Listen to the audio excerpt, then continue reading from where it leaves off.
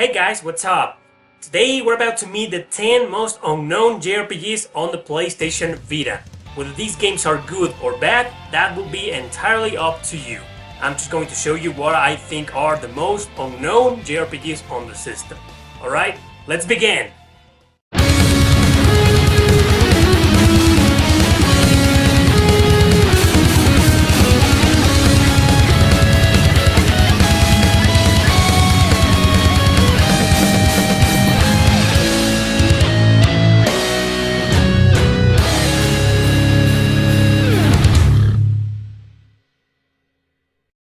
Number 10. Valhalla Knights 3. I've never known why this series has always been kind of hidden and unknown. All I know for sure is that I didn't like the first two games on the PSP. They were highly mediocre in my opinion.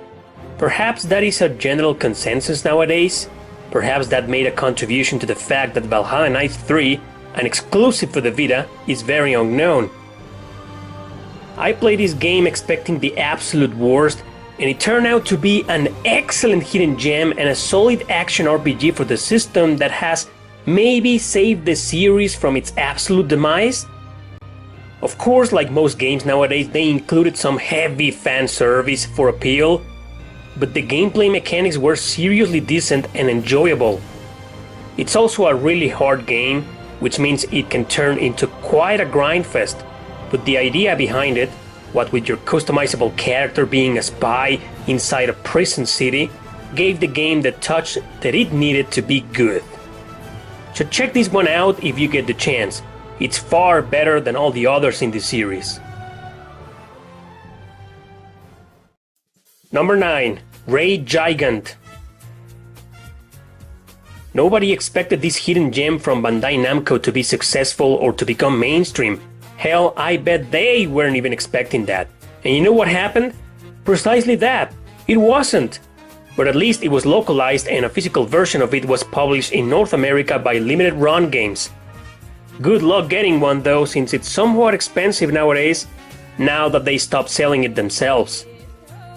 It was also released for PC actually.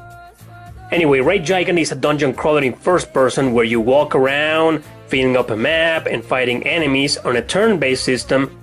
Battles are very unique and interesting with 3 active party members at a time.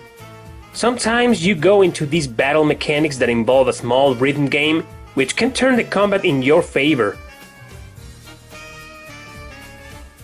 The game also has some visual novel aspects while in your base, giving it a small taste of variety.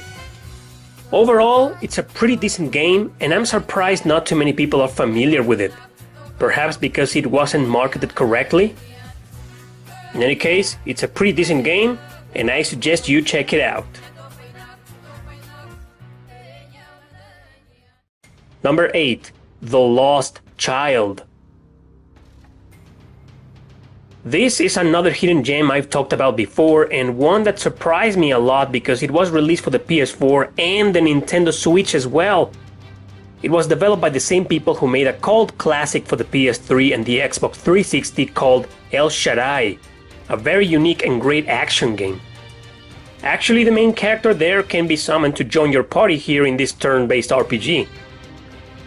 It's yet another dungeon crawler in first person, with the Vita being home to many of them, and it follows a mature story about a journalist investigating some paranormal situations here and there. I really like the story in this game, including the original idea behind it, but perhaps its lack of appeal and overused gameplay mechanics are what turned most people off. I'm thinking marketing wasn't done properly either by NIS of America, which published the game internationally outside Japan. And that might be the reason why this RPG is very unknown, even though it's on 3 modern platforms.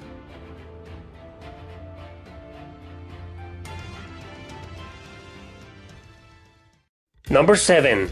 Sorcery Saga: Curse of the Great Curry God. Sorcery Saga is a roguelike RPG where everything is cute and chibi, not to be taken seriously at all.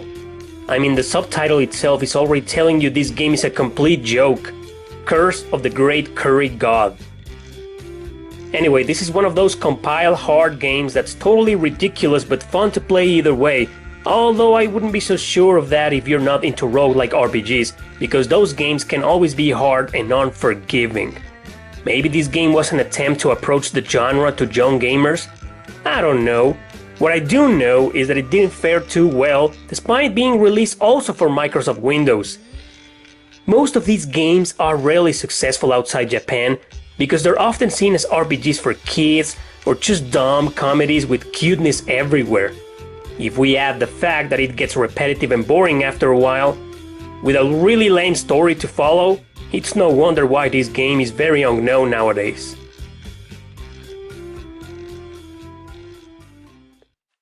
Number 6. Operation Abyss New Tokyo Legacy.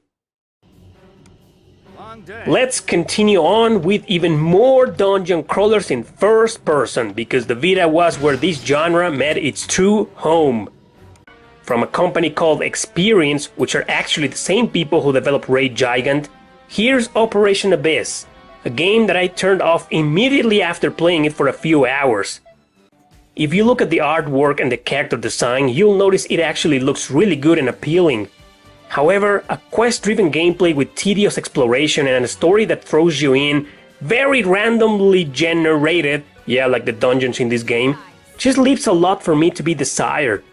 That's right, I didn't like this game one bit, and I seriously don't recommend it to anybody. Forget about the fact that I'm not a fan of dungeon crawlers in first person, especially when they're not Shin Megami Tensei, but Red Gigant was a nice attempt and a great idea for me to play.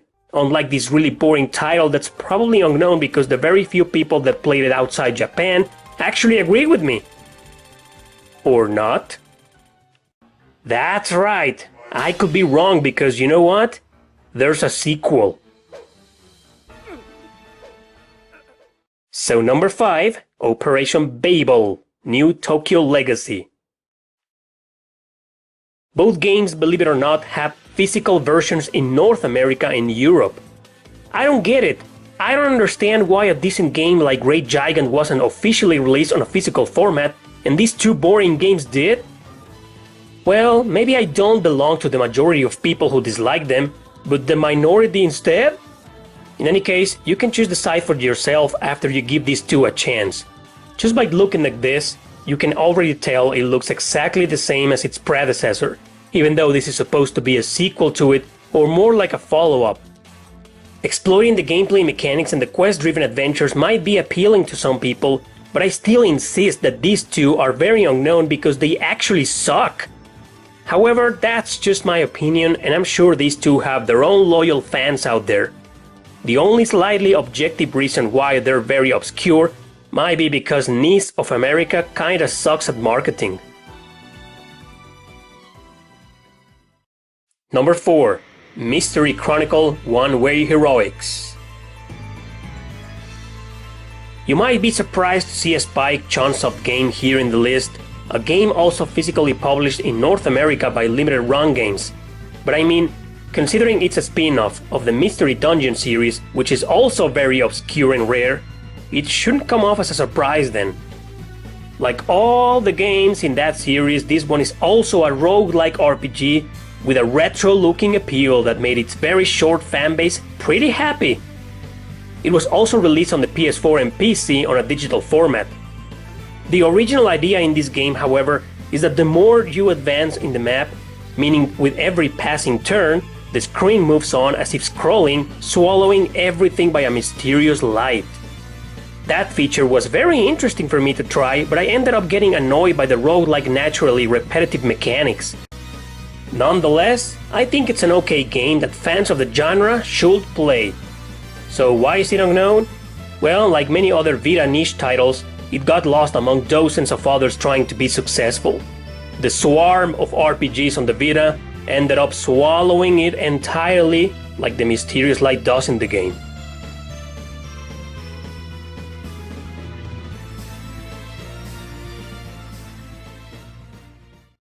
Number 3. Fantasy Hero Unsigned Legacy. You won't believe who designed and published this game on a digital format. Yeah, I bet you won't.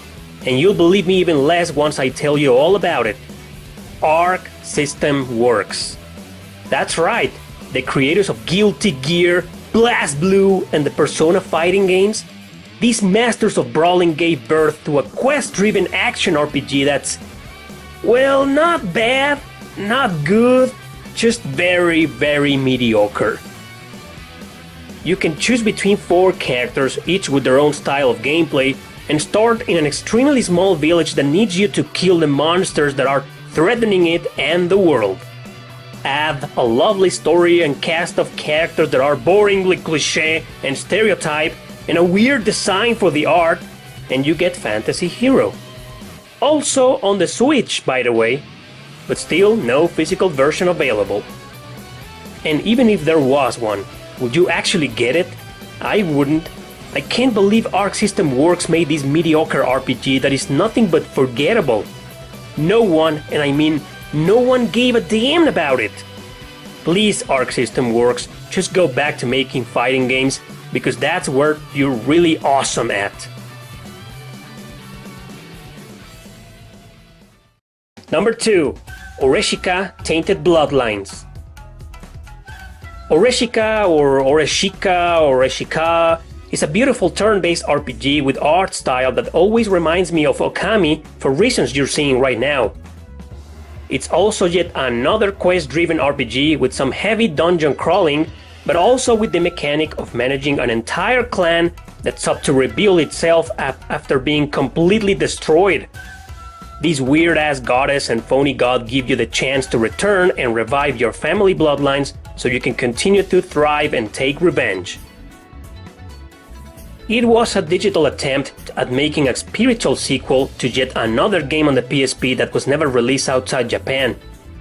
There is a physical version of this game from Asia with English subtitles in case you're interested in collecting it. This game is very, very unknown and obscure for 2 main reasons. Sony published it but never even bothered one bit at promoting it or even releasing a physical version outside Japan. And the other reason is because despite being a strange but appealing adventure with beautiful graphics and an addictive turn-based battle system, there aren't many fans out there of these kinds of games about clans and feudal Japan and blah blah blah. Still, this is totally a hidden gem in my opinion, and definitely worth checking out.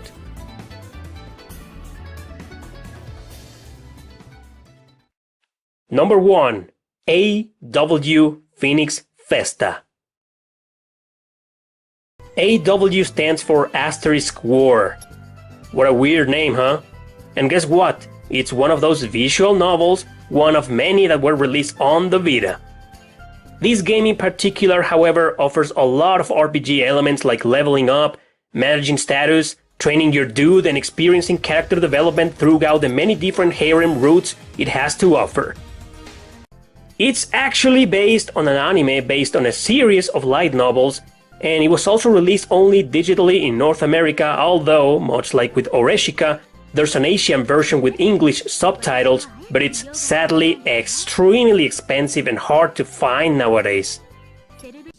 I gotta say that the battle system here is awesome, with combat being done as in a 3D fighting game. It plays well, and kicking your enemies' asses feels very satisfactory. It's also very easy at the beginning, so you can get used to it for the future battles to come. The story is garbage, of course, but the addicting mechanics easily make up for it. I don't think I need to explain why this game is unknown, being the epitome of that term in this list, as a matter of fact, since it shares similar reasons to previous titles I've covered here. Bad marketing, no physical localization, exclusive to the Vita, weird game, different mechanics, based on an unknown anime. Yeah, you get the idea. But is it any good? It is! Check it out!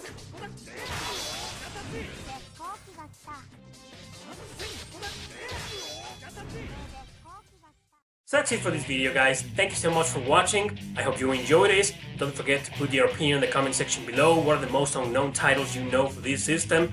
That's it. Thanks for watching. Don't forget to subscribe and share this video with your friends. Right, guys? See you next time.